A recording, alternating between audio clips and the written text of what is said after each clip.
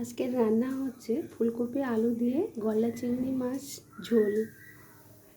তো কিভাবে বানাচ্ছি দেখতে থাক।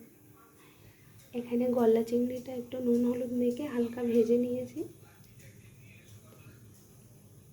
কড়াইতে মাছটা ভেজে উঠিয়ে নিয়েছি। এখানে তেলটা হয়ে গেছে, এর মধ্যে দিয়ে দিচ্ছি গোটা গরম মশলা, তেজপাতা, এখানে দিয়ে দিচ্ছি ফুলকপি আলু,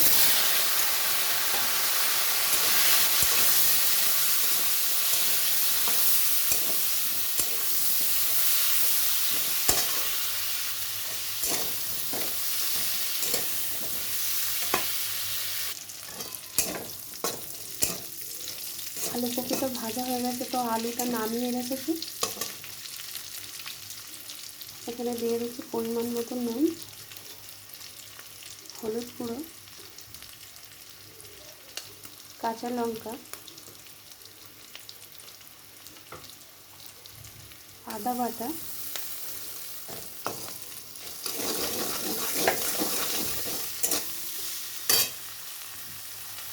এখানে দিয়ে দিচ্ছি জিরা বাটা,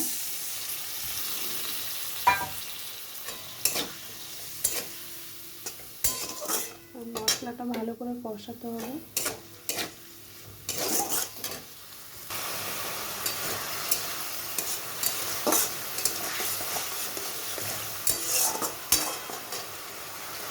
এখানে আমি পরিমাণ মতো মিষ্টি দিয়ে দিচ্ছি। এখানে দিয়ে দিচ্ছি ঘি,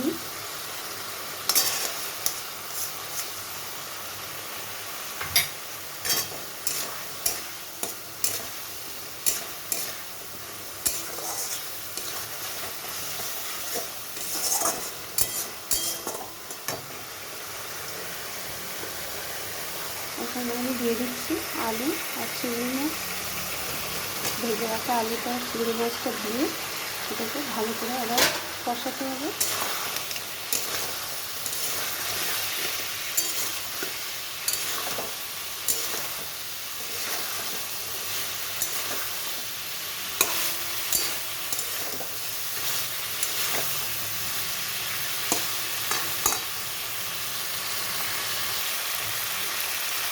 কষানোর জন্য আরও একটু জল দিয়ে দিচ্ছি এখানে।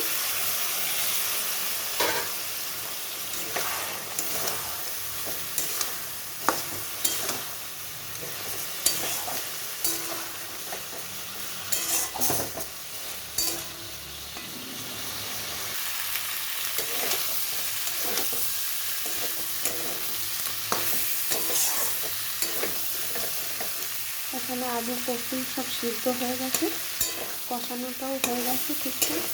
এখন আমি এখানে পরিমাণ মতন একটু জল দিয়ে দেবো।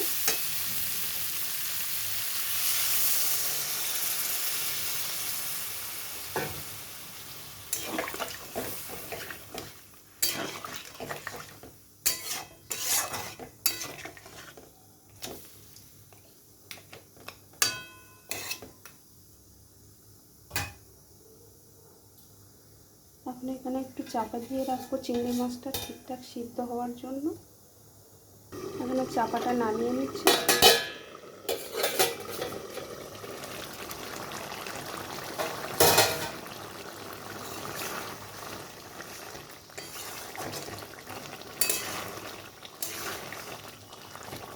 চাপা দেওয়াতে ঠিকঠাক সিদ্ধটা হয়ে গেছে চিংড়ি মাছটা।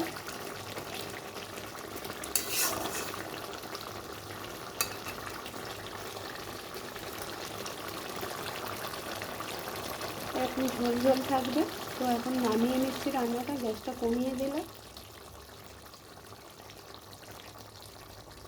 একটু কিছুক্ষণের জন্য কমিয়ে রাখাতে তেলটা উপরে চলে এসছে দেখুন। তো এখন গ্যাসটা বন্ধ করে দিচ্ছি। রান্নাটা নামিয়ে নিয়েছি। তো কেমন লাগলো রান্নাটা অবশ্যই জানাবেন, লাইক কমেন্ট শেয়ার করবেন।